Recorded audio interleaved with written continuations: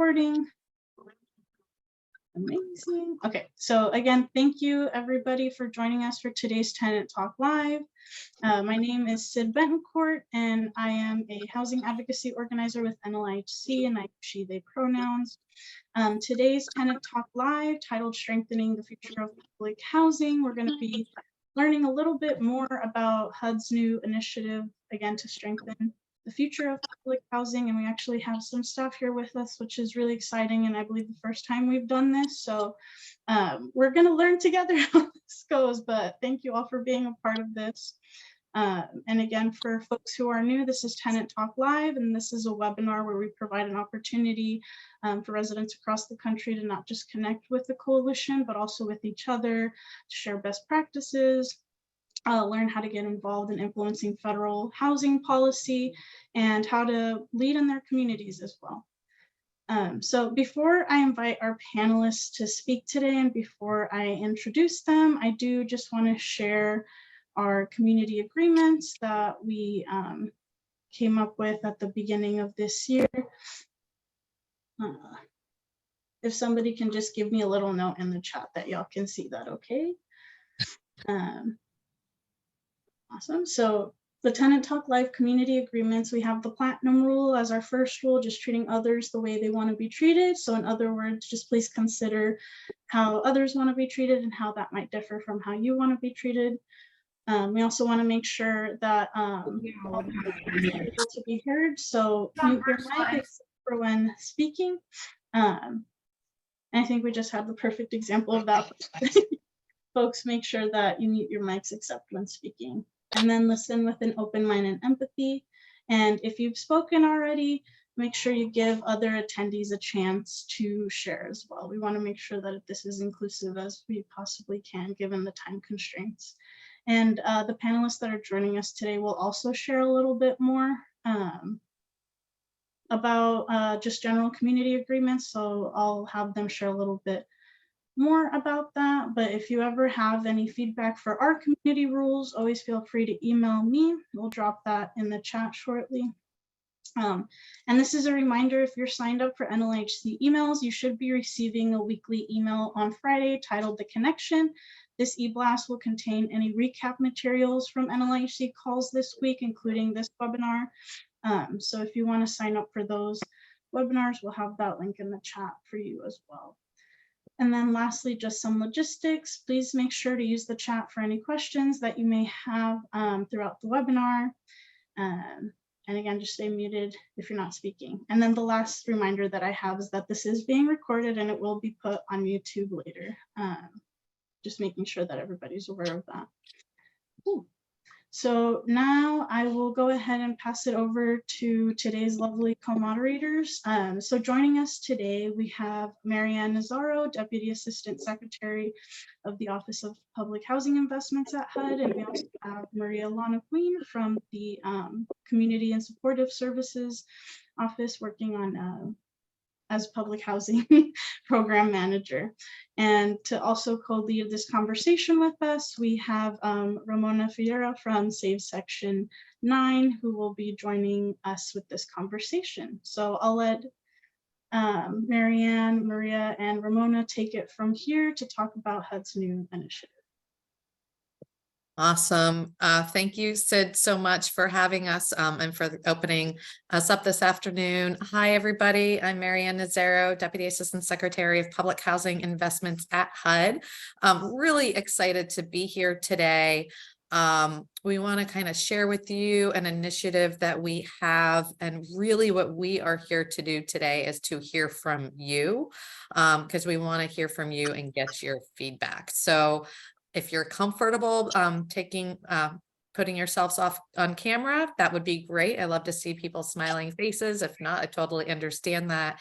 And definitely please put in any questions or comments or anything you want us to hear into the chat as well. If you would like to speak, which we definitely want to hear from you, because again, we are here to hear from you, please, if you could use the raise your hand feature and we will get to you.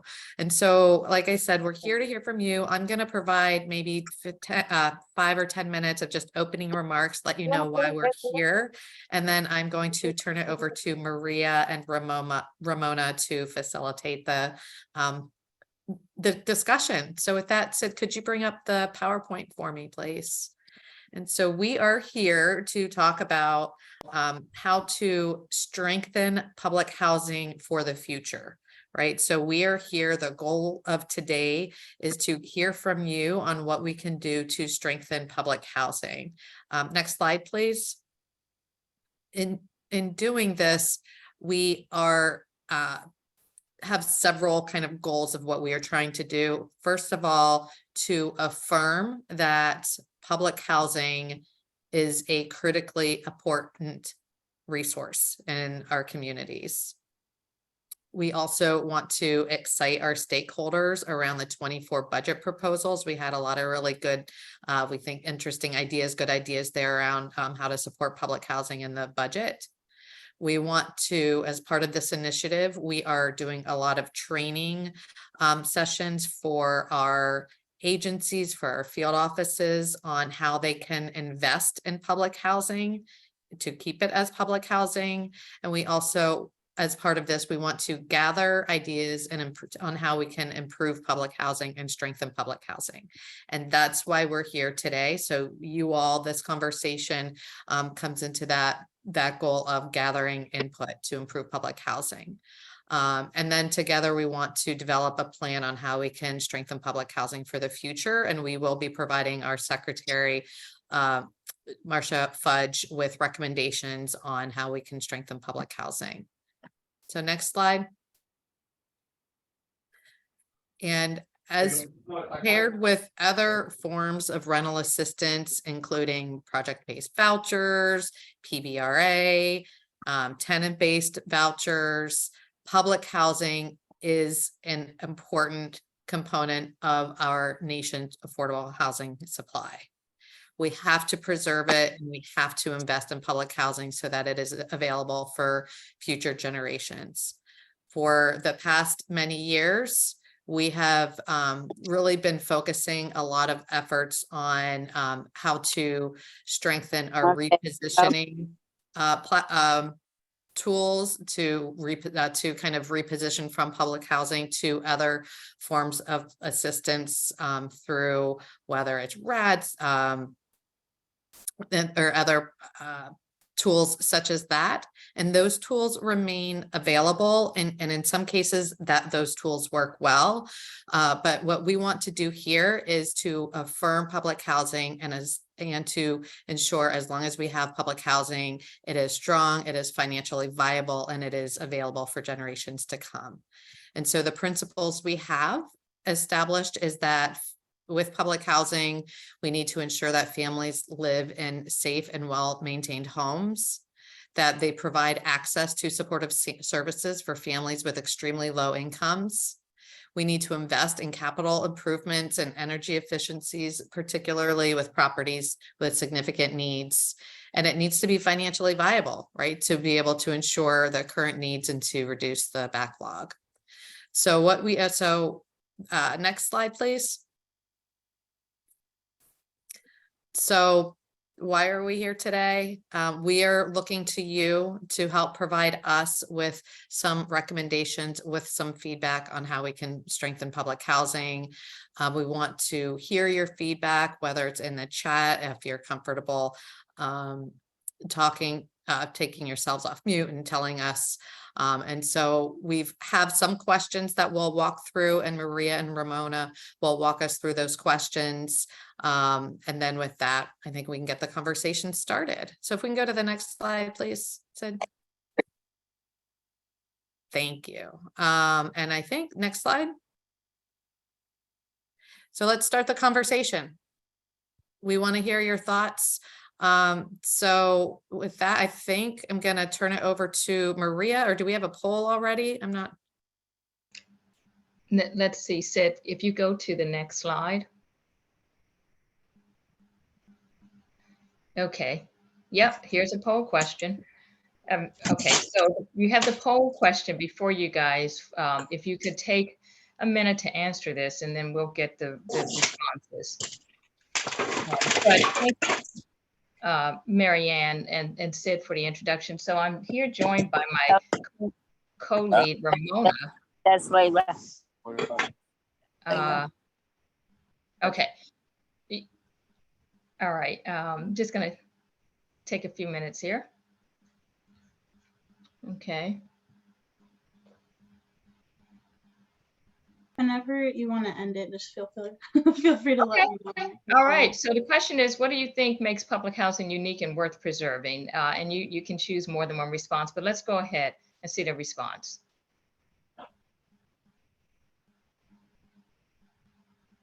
Okay, I'm gonna share the results now, and they should be visible. Yeah.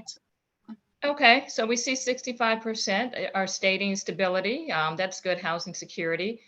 And the lowest response is other, but you can see here the responses. This is, we appreciate your quick response. Stability for the community, 56%. Serves the lowest income families and elders, 82%. That seems to be the highest. Supportive services, 35%. Resident protections and organizing, 44%. And then again, others. Okay, so hopefully we can use this feedback throughout these questions as well to give you an opportunity to actually state why you're answering in this way. Appreciate it. Okay, so let's go to the next question. And then really quickly too, I think somebody in the chat just wanted to know how you define or explain public housing, just so that everybody's on the same page, I think. Okay, great question. Marianne, I'm going to turn that over to you just to make sure we have an accurate answer here. Yeah, thank you so much. So the question is, thanks, Maria. That's a really good question. So when we are talking about public housing, we are talking about Section 9 public housing, where the funding goes to the housing authorities to provide place-based housing through public housing capital funds and public housing operating funds for a community. So there's other forms of place-based affordable housing assistance, such as the project-based vouchers, project-based rental assistance, LIHTC properties, all of which can be very positive, very good tools in the affordable housing toolbox that work really well in some communities. But what we're talking about here for today's discussion is that Section 9 public housing, which public housing authorities receive funding through the capital and operating subsidy. Okay. Thank you very much for that question. All right, thank you. So to everyone on the line, as I said, I'm joined by our co-lead, Ramona, Section 9 advocate. I'm Maria-Lana Queen, and I work in the Office of Community and Supportive Services in Public Indian Housing. We are part of the team that manages some of the people-related. Oh, Maria, I think you muted yourself by accident.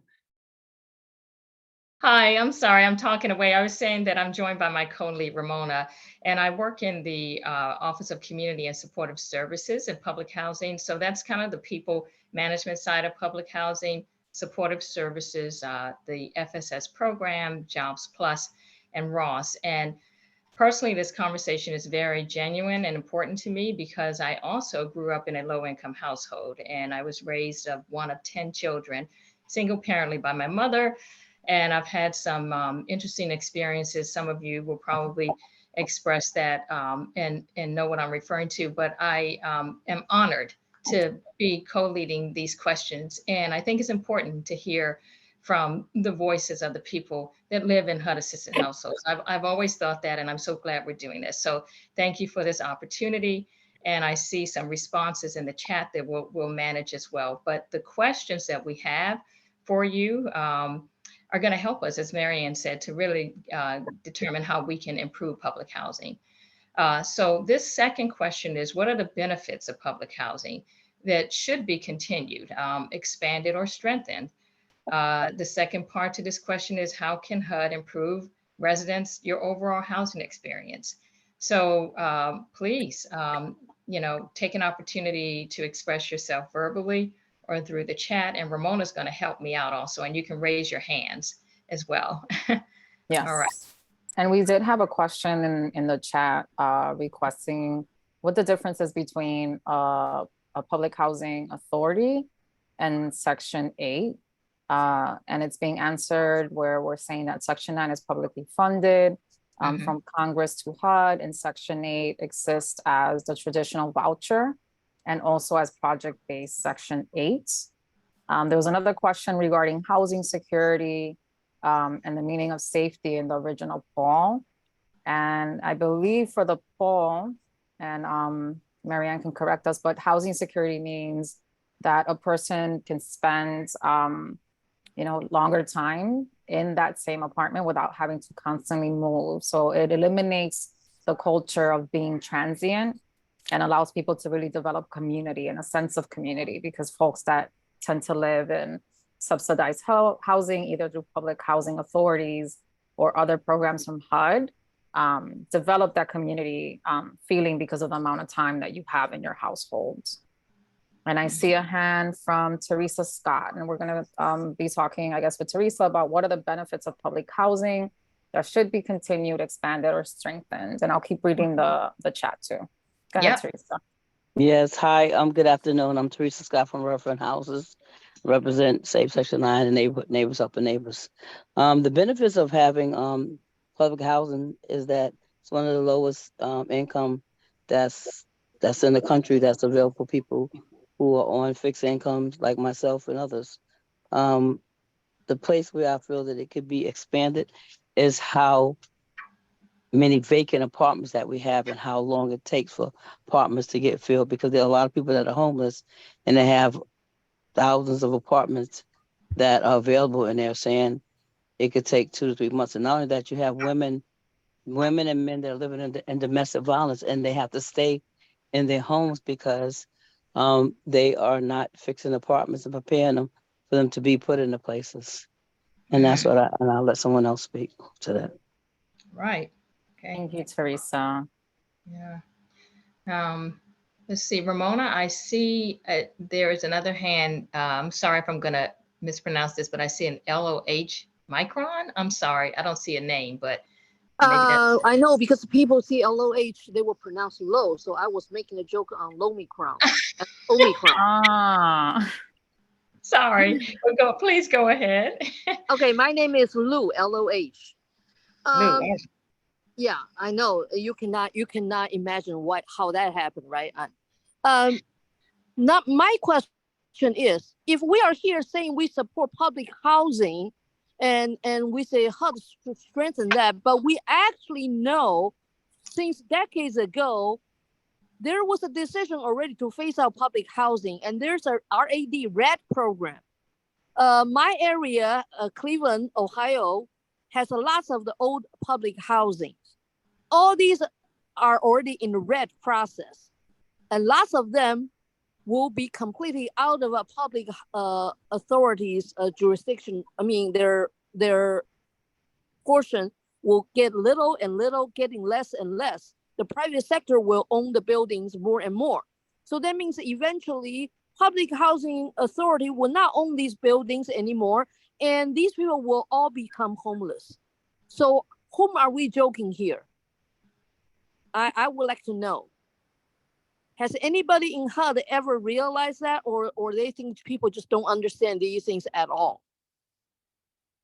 We will have a lot of people becoming homeless because their public housing buildings are being rented out. And the voucher they will receive would not be able for them to get any units to rent in this area. So is that the idea? Oh, if you cannot afford, you have to go to someplace cheaper. This is not building community. Has anybody in HUD thought about that thoroughly?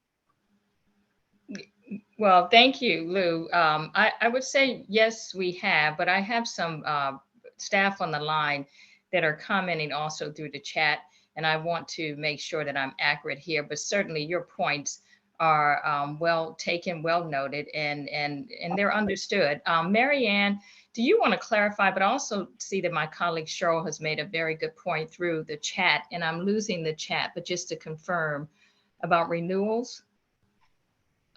Sure. Yeah, no, and Oh, Lou, sorry. thank you so much for the comment. And that's exactly why we're here, is to hear from you and others.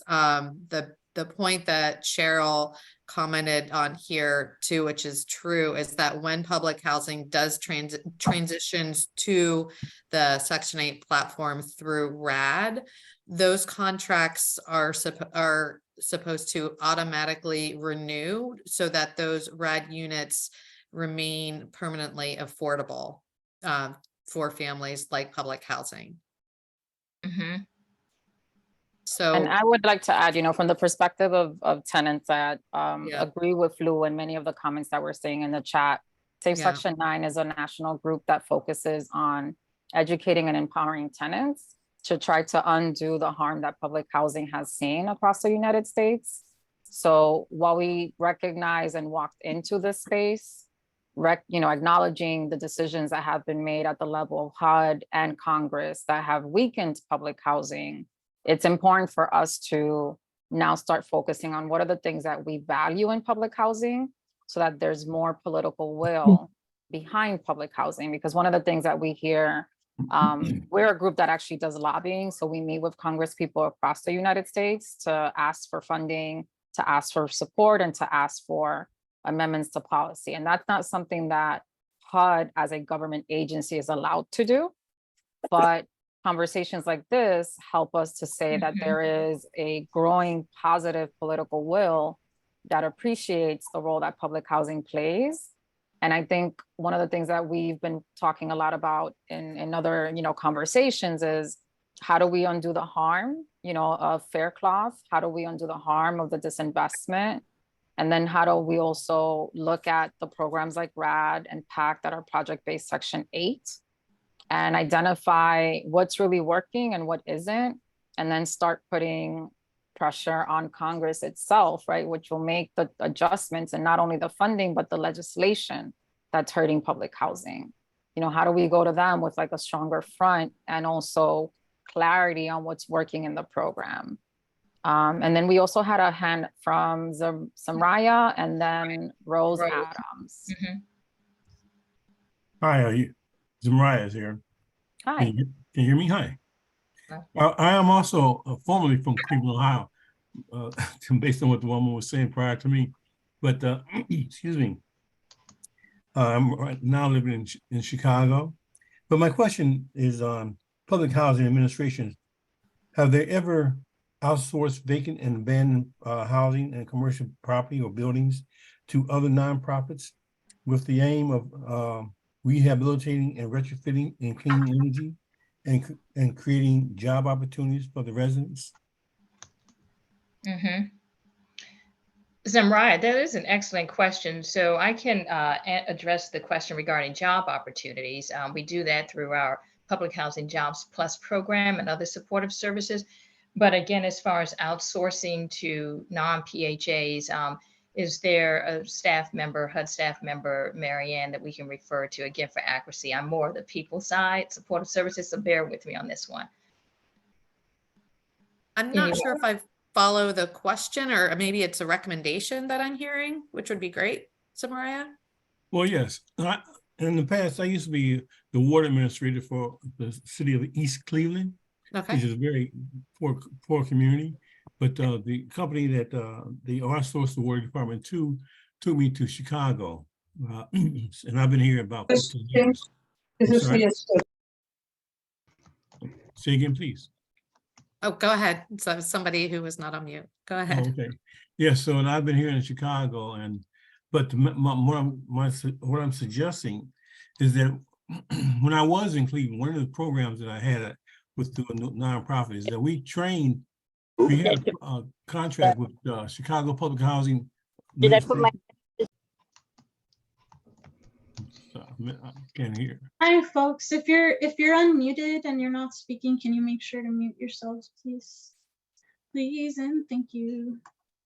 Yeah, I developed me and associates developed a Cuyahoga County Metropolitan Housing Program that dealt with training individuals how to fix up their properties in which they live through extermination. It was an extermination program.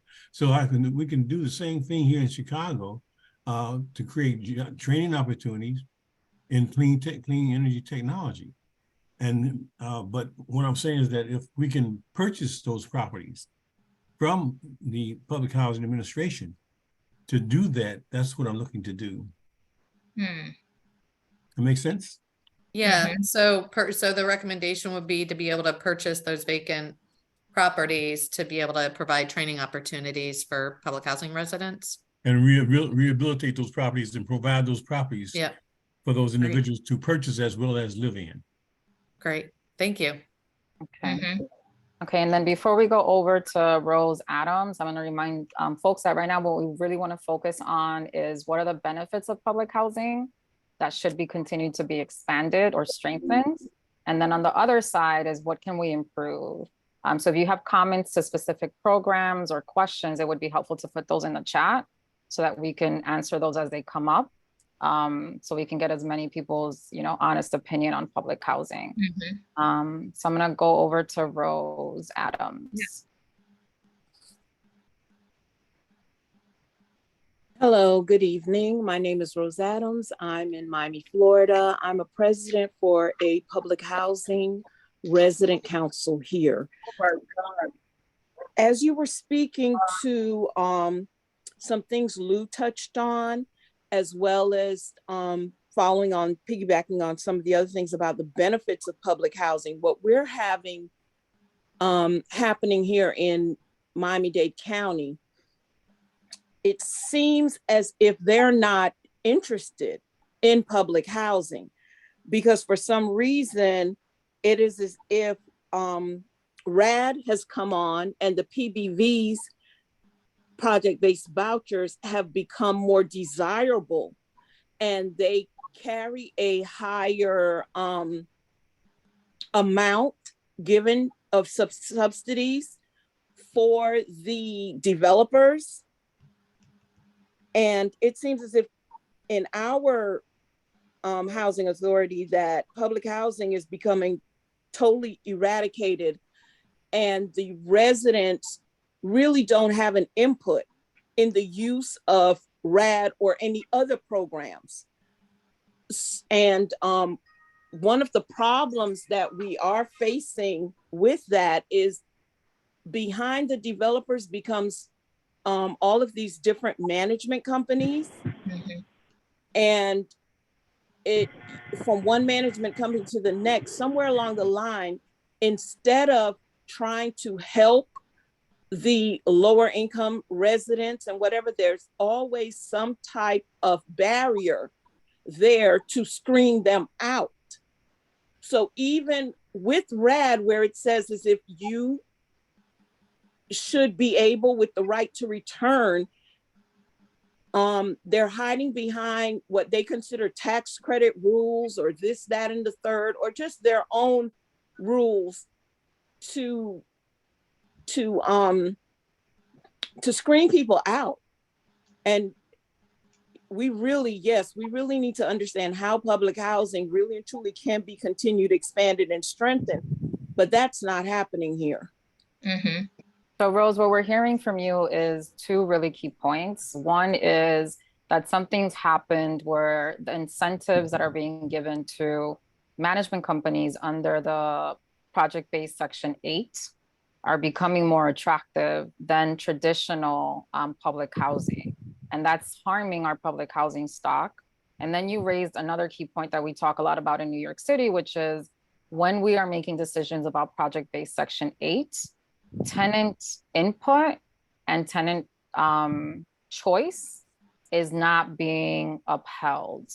Is that a good way to summarize that? Yes, ma'am. The fact is not a matter of the input. The fact just participation in general. The participation, you're not given any other choice or any other programs are available. What they're saying to us now is RAD is the only way that public housing, and not even public housing, that these aging stock will be redeveloped. And Yes. just as the gentleman before me touched on, we were also trying to explore types of opportunities where maybe a nonprofit can help out, or other public-private partnerships. But at the end of the day, for our public housing agency, it seems as if it's RAD or nothing at this point. They continue to say, hey, we don't have the money. And just like you touched on, most definitely, they have made RAD PBVs much more desirable and attractive to public housing, because I also have been understanding that in dealing with a property right now where it contains PBVs, not RAD. It's just a standard public-private partnership. But the public housing units, we were promised 82 public housing units that was approved by HUD. But what we received was a number, about 30-something PBV units, and then the rest in public housing units. And we're having a disconnect between the residents in the PBV units that are made to pay $100 late fee versus a $20 late fee for public housing. Things such as right now, they're collecting late fees from the public housing units on the privately managed property, that public housing is not even collecting late fees and haven't been since the pandemic. So again, there's all this disconnect. There's no rules and regulations across the board. So even from property to property, management company to management company, you have no idea what you're getting, what is what. Yeah. Well, it sounds like a good ask from that, right? It's like the second part of the question is how can we improve residents' housing experience? One of the things that we hear a lot, and that I think Rose is speaking to really clearly, is that tenants don't have a simple, clearly understandable breakdown of what RAD is and what the steps are. Here in New York, Safe Section 9 does put on presentations where we explain, and we have materials that do that, but that really should fall on HUD, right? So to create something that explains to us what is RAD, what is PAC, why is one thing more desirable than the other, you know, what's allowed under RAD. Oftentimes developers will talk about, you'll have all of these rights that will be transferred over. And we saw with the Human Rights Watch report online that the rights aren't upheld, even though they're in people's leases. So also the step-by-step of like, you know, in order for your development to become RAD, these are the things that your development has to experience. And these are the places where tenants are supposed to be involved. I think will, you know, remediate a lot of that. So I think those are really good comments. Yeah. And I'm sorry, excuse me if I can just jump back in as a correction. We are also having issues on properties that are just public-private partnerships outside of RAD, but they are using PBV vouchers along with public housing, and you're still having a lot of issues with how the public housing residents are being managed at private properties outside of RAD. Yeah, that's a great point, Rose. And then we have Rachel. After Rachel, we have someone in the chat. I lost their name, but I will look for them. Well, Yeah, and I see V's hand is up as well, Ramona. Yes, so we have Rachel, V, Lou, and then we have someone in the chat. I just have to find their name. Okay, go ahead, Rachel. Good evening, everybody. So yeah, I'm following behind Rose Adams, such a wonderful organizer in Miami. And I work along with some of the public housing teams as an organizer and advocate. And so some of the things that she speaks about is totally true. And so that some of those units, I heard the young man before her speak about purchasing some of those vacant units.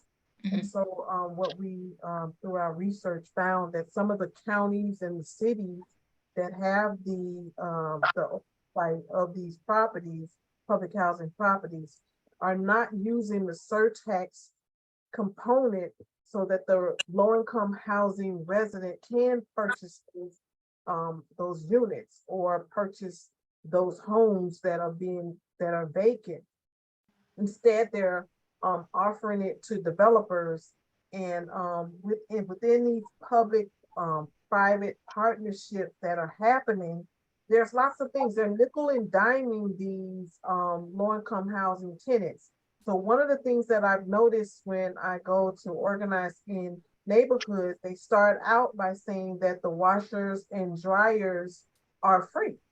And so after 3 and 4 months, they take addendums and force them to pay fees. And they're as high as, and this is happening in Miami, as high as $80 a month for use of a washer and dryer. So, and then there's the fees that they mentioned. The other thing is that public housing has these different, what I think that should happen as far as these volunteer programs that they have for public housing tenants who make low income or no income.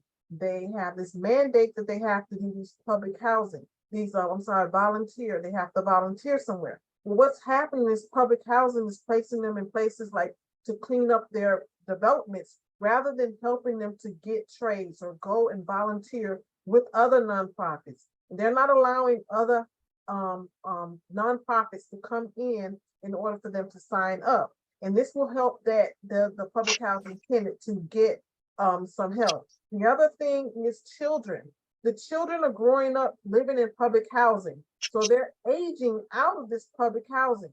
Where are they going to go? They're telling them that they need to get on a Section 8 voucher list or get on the wait list for public housing. Well, I think what should happen is that they should have some sort of program. So when these kids turn 18 and above, and it's time for them to get out of their parents' home, there should be a program so that they can go into their own unit. And then at the same time, that self-sufficiency program should kick in. That should be a mandate. So that way that they start out from 18 years old to getting into the program. Okay, so one more thing. The advocates and organizers that are going into these premises, the resident councils, what is happening is the resident councils already don't have access to the funding. The $200 per board member that's supposed to be given to them. Why is that money given to housing authorities and they're using that in other places? Why are some of these housing authorities allowed to say, if the bylaws doesn't fit their best interest, then they will not agree to the MOU, whereas the $25 per door, nor the $200 per board member is not provided. These people are doing lots of work. For instance, Rose, who just spoke, she does a lot of work. A lot of work, a lot of moving around, and she has a sick parent, things of that sort. We need to support these tenants, these resident leaders, these resident councils with a budget. There needs to be some allocation. Okay, the Ross grant was taken away, and most times when the resident councils is not eligible, the housing authority does it, applies for the Ross grant. I'm going to close out because I know there's other people want to speak. So the Ross grants are no longer available to the resident council, but the housing authority is getting it, and they are creating. They hire what do you call it? Coordinators and consultants. Service coordinators. Instead of keeping the same one that the resident council had, they hire coordinators who do not provide the assistance to the resident councils to continue to do the different activities and to help the tenants in their best interest. And we need some protections in place for advocates and organizers who are having these issues. And Rachel's like, I got so much. I love it. So Rachel, let me try to summarize some key points that we hear often when we talk to tenants across the country. There's the capital funds, right? So we need investments at the federal and congressional level to ensure that we're getting enough capital funding so that public housing can actually be expanded.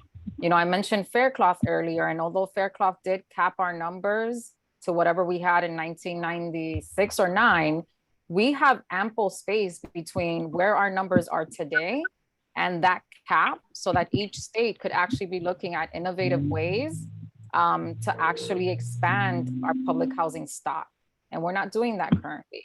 You mentioned grants. Not only are grants, you know, being taken away from tenants and advocates and folks that sit on boards, there are also housing authorities.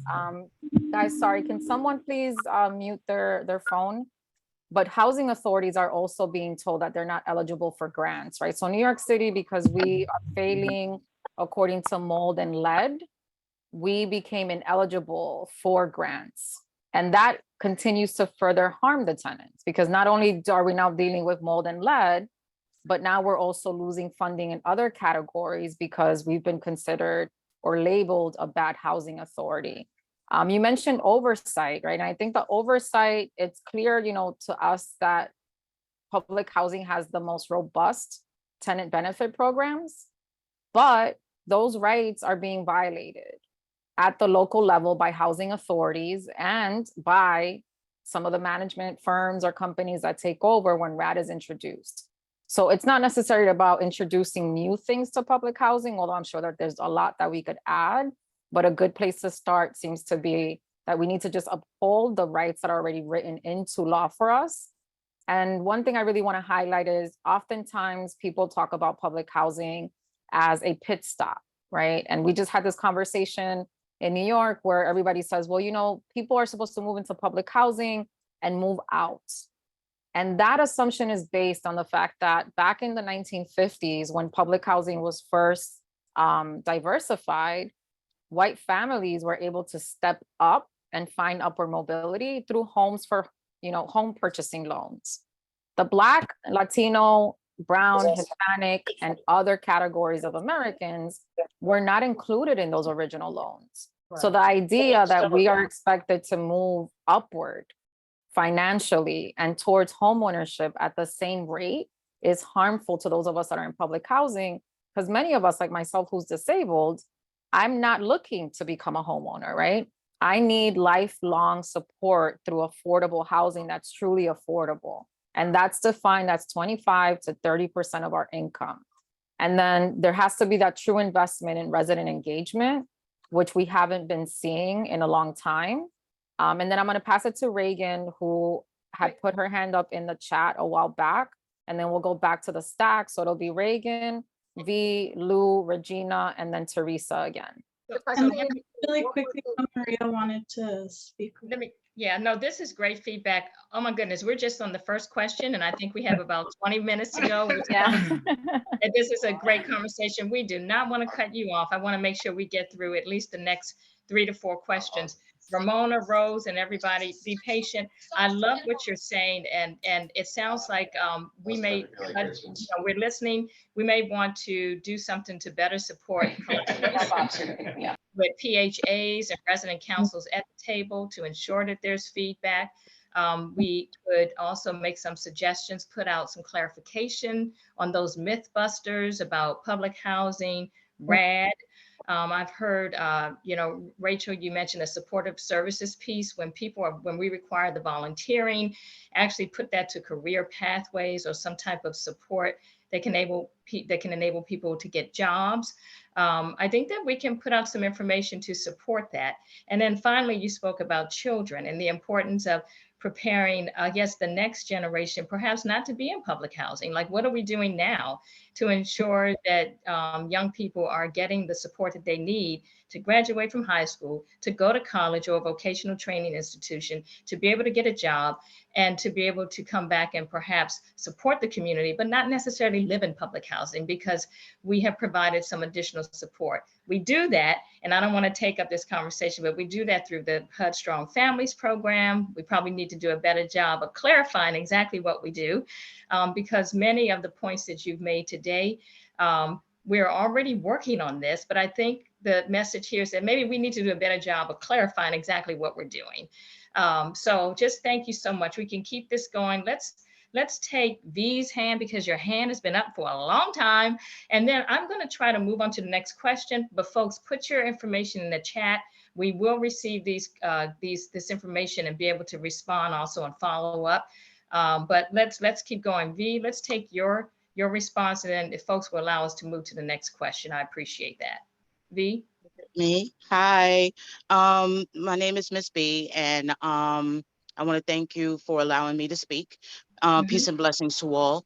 And my concerns fall under housing security. The issue that I have is that I do not have a problem with housing modernization at all. What I have a problem with is the process. Basically what's being told to us and or not being told to us is the processes that they want to go through in regards to our apartments, because I'm actually in Lower Manhattan. We're probably, I believe, the next in line for the PAC program and what they're getting ready to do with our buildings.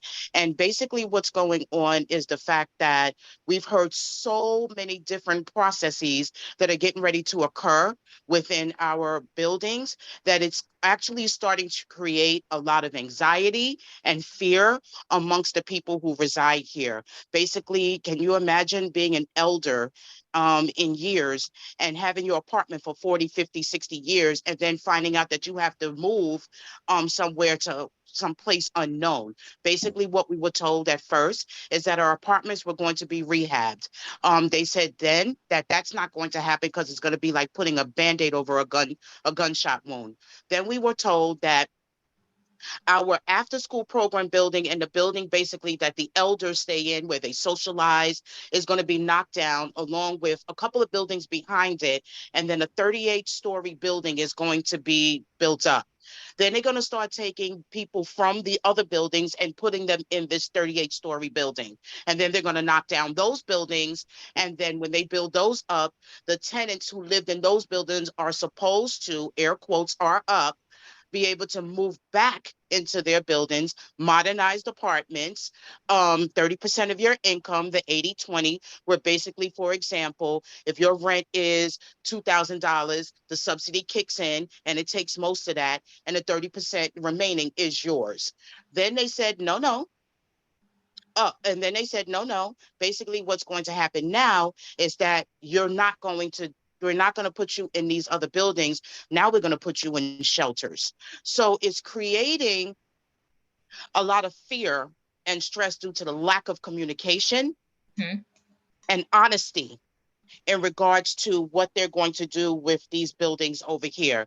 They gave us anywhere between a 3 to 6 year period that this is going to occur, but who's to say, because of the lack of honesty, that they're not going to come in here next week and they're going to start telling people this, that, and the other thing. And it's like, how do you go about first relocating people, then displacing people? I didn't know that you could take housed people and then make them homeless. So we don't know what's going on. The lack of communication is very, very stressful and fearful. I'm a working individual. You have people here who are not working, but it's still, regardless of what your status is, it's very scary, very fearful when we're not getting the information that we actually need, the honesty behind it in regards to our housing and our security. I would love to remain here, but if you're going to do that and displace me and put me in a shelter, that's not going to want to make me stay. There's people out here that don't have a choice. You have disabled people, you have elders, you have children, you have people who depend on these programs over here for socialization, for after school, for the parents that do work. What are we doing here? How can we make this better? Yeah, V, I mean, I love the fact that you said you don't have a challenge with the housing, but it's the process, the clarification of information. And we just talked about that. That seems like a common theme. Transparency, clarification, that builds trust. And again, we're hearing you. And this is complicated. The issues that we're talking about are serious, but they're complex. And if we just do a better job, I think collectively, housing authorities, the partners, HUD, of clarifying some information, I think that would help. So thank you so much. Rachel, I'm sorry, I noticed that you've had your hand up for a long time. Rachel Belton, before we move on. I was raising my hand again. Yes, I did. Okay. You want to close this question out before we move on to the next one? I just want to make sure we've heard you. Right now, people in this meeting, some of the people, you are in the older city, like I am in Cleveland, Ohio, Cuyahoga County, one of the older city. And some of you are in the newer, younger cities, put it that way. This is the reason why some people, their community prefer public housing and some other community prefer vouchers. But in the older community, the problem in Cleveland, for example, all the housing stock, doesn't matter private owned or housing authority or some of the buildings HUD gave out a loan, whatever. Majority of the housing stocks are old. They have a lead and mold. So either way right now, doesn't matter Section 8 or Section 9, tell people, because we do not have a healthy, livable housing stock. And that's why we have a high rate of the children having lead poisoning. Currently, not just from decades ago, even now, still on. And this is the reason why we need HUD to pay attention, because housing authorities throughout the country, lots of them do not have the transparency. They do not do what you require them to do. Columbus Housing Authority right now, that's like 2 hours drive away from city of Cleveland. HUD field office just went to check on them. They gave a 3 days time to do the whole meeting. The first 2 days already got wasted because they did not prepare any data information HUD requires them in advance to see. So you think you have to really strengthen up HUD workforce to really go after all the housing authorities, because they don't promise you they will do to help us. That's the issue. Doesn't matter lead, mold, doesn't matter. It's a more mobility issue, rent to own. Any of these programs, none of them are done properly. Thank you. Okay. Lou, that is such a great point. You know, one thing that you're making me think of, and I'm seeing this a few times in the chat, there is this, there's this relationship in which, you know, when we think about public housing and how it was created, and we can close this session as I wrap this up, Sydney, we can go to the next slide. So when public housing was created, you know, a president said this is a program that needs to be created. HUD was eventually given the responsibility of managing. So we like to tell tenants, you know, Congress is really our landlord. HUD is our accountant and who is supposed to hold everyone accountable. And then your housing authority is simply a property manager. So in New York City, for example, we're asking that we get a new housing authority. And we have a right to do that because if the housing authority is being contracted and they're not fulfilling their contractual obligations, then that means that they are failing at their end of the contract. And for a while, it seems like HUD has forgotten that in addition to being, you know, the accountant and the person that creates policy and that runs programming, that they are the ones that are supposed to hold that contract, right? When you sign a contract with someone, someone has to be responsible for holding the housing authorities to what they're supposed to be delivering to us. And that's something that I think the tenant issues can be fixed by, and a lot of the discomfort that tenants have comes from this place that, you know, it feels like HUD kind of checked out on us. And another thing that I want to highlight from the chat as we get ready for the next question is, you know, what happens when tenants are converted over into RAD and PAC. We heard it from Miami. We know that it's happened in Minneapolis and in Missouri. The new landlord will come in, right? Your new property manager takes over. Your rent continues to be 30% of your income. But what they do is that they slowly start adding on things called amenities, right? So we heard $80 additional to use a washer and a dryer. If you are a senior or someone living on a fixed income like myself, you cannot afford that type of increase. In Minneapolis, we had tenants that shared leases with us where they showed us that their rent was still 30% of their income, but they started paying for fees related to plumbing, to garbage removal, to sanitation. And these are things that as a public housing tenant living, you know, depending on your income bracket, because we have to remember that we are truly mixed income. That's something, you know, that folks forget often. In New York City, at least 5% of people that live in public housing make more than $100,000 a year. 40% of us are seniors, 20% of us are disabled, and then we have working class families and children. So that means that our income brackets truly represent all of America. And if folks that are on a fixed income, we're here, only 12% of us are on, public assistance of some sort, it will break your bank, and it will actually affect whether or not someone can, afford to buy food and get their medication if their rent goes up to 40% of their income. So it becomes the choice of, do I pay my rent on time, or am I buying my medicine? And that is not safety for the person's, mental and emotional well-being. And it's also creating instability, which goes against the root idea that created public housing. And I'll pass it on to Marianne for the next question. Thanks, Ramona. So guys, again, great feedback. I feel like marathon here, because this is all fantastic and we got a few minutes, but this question here, I think is going to be answered with the next question. You all have been giving us this great feedback for the past hour about how do we best incorporate your perspectives.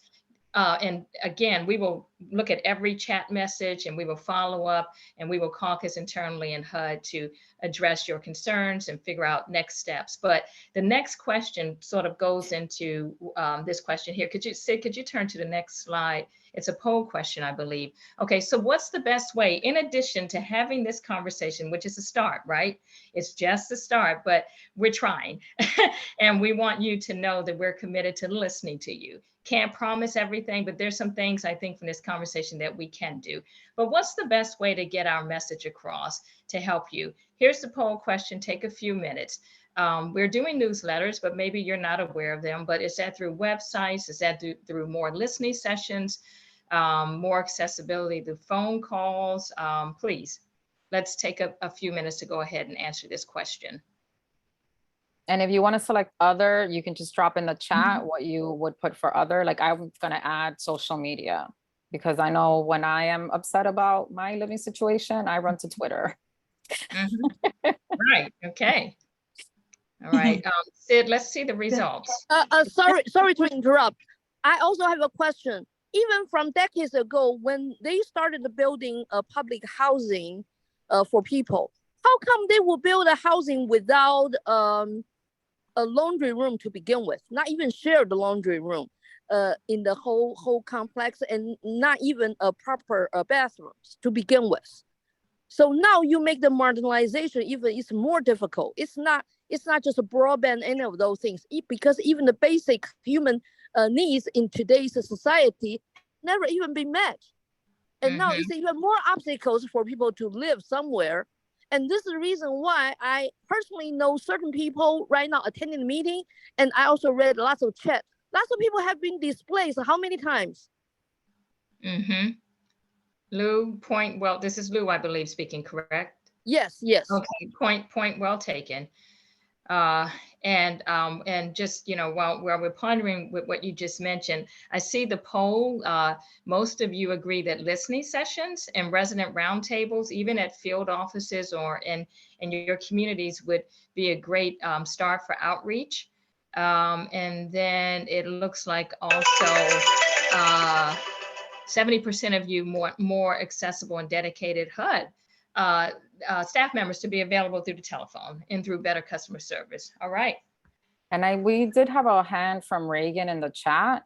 So Reagan, I'm going to ask you if you could speak up. I'm sorry, I am by phone, but I also wanted to add that wherever we have the listening sessions, or whatever we do to bring the community together, I think that there should be some kind of stipend as far as refreshments, dinner, whatever. If folks need transportation, if they need childcare, et cetera, to accommodate them and alleviate some of the barriers that they would have to overcome to get to the session.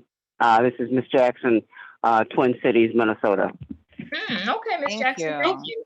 Minnesota in the house. All right, thank you. Well said. Oh, Okay, sorry about that. I closed the sharing for some reason. I don't know if you all can still see it, but it just closed on my end.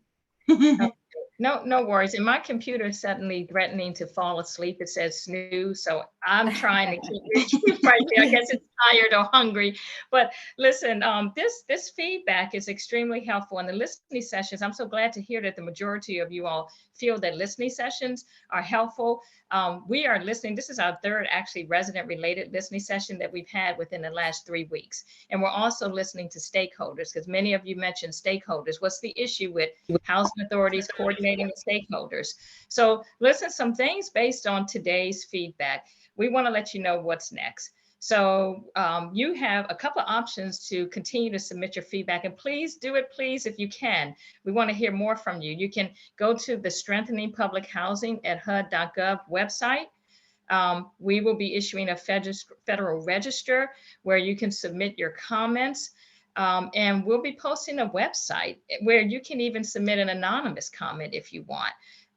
So we have several means to allow you to continue to get your word out. And then, just know that we're now listening. This is one example. So we know that we need to do a better job of communicating and clarifying exactly what we're doing. Again, can't promise everything, but there's some things that I think we can do. We collectively agree that we can do to address some matters and at least just be more transparent. So without further ado, does anyone else have any feedback, Marianne, staff, and or Sid, to close this session out? Yeah. Thank you. Love all of you being here to listen to us. You're I can't wait quite- to meet Lou. I did want to mention, Safe Section 9 works completely independently of HUD. I just have like a comfort level with government agencies that leads me to reach out to organizations like HUD and really focus on the policy. So Safe Section 9 is a national group. We work to empower and educate tenants on the history of public housing and on the things that we need to do at the policy level to improve that. So like I said, we operate aside from HUD, and you can find us at safesection9.org. And we are on social media, and the name of it is Save Section 9. So SAVE section and the number 9. Thanks, Ramona. This is Thank you. Marianne. I just wanted to say thank you very much. One of the comments was one thing you could do is have a 3-hour meeting, not a 1-hour meeting. I don't know if 3 hours would be enough, but I hear you. I think we were very ambitious to think we could get through everything in this amount of time. I'm sorry, ma'am. Can I just interrupt? I'm kind of disappointed with some of the statements that people are saying about poor people need to be kicked out.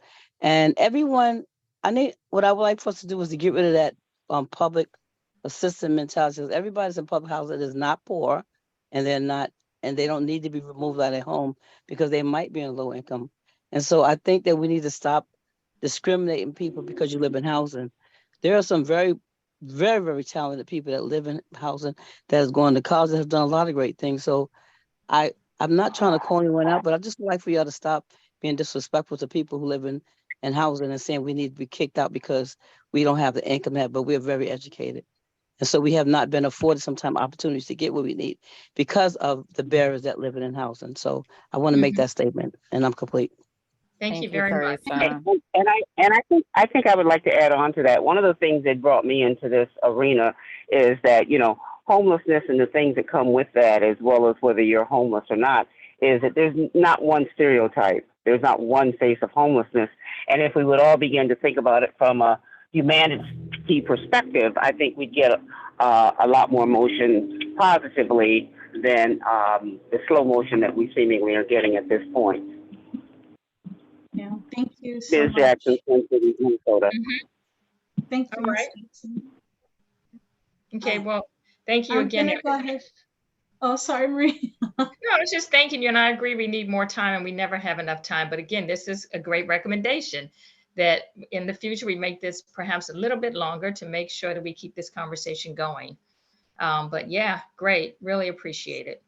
Awesome. Thank you so much. And I know we're a little bit over time, and I'm going to go ahead and wrap it up. I think Gabby dropped all the links that we needed in the chat already. So feel free to take that and save the chat by clicking the 3 dots on the chat feature and just saving that for yourself. And the next Tenant Talk Live will also be with HUD, but we'll be talking with some folks from the Office of Field and Management, Policy Management, I think, to talk about Section 3. So that'll be on August 7th at 6 p.m. Eastern Time. Feel free to join that call. But again, thank you so much to Marianne and Maria and Ramona for joining us for this conversation today, and to all the other HUD folks that were on the line who helped prepare for this call. And yeah, we're gonna hopefully plan for another conversation around public housing in particular in the future. I don't have the date verified yet, but when I do, I will share it with you all. But thank you so much for the robust conversations, and we will soon. All right. Okay. Thank you, everyone. Thank Take you. care. Right. Thanks, Bye-bye. everybody. Bye.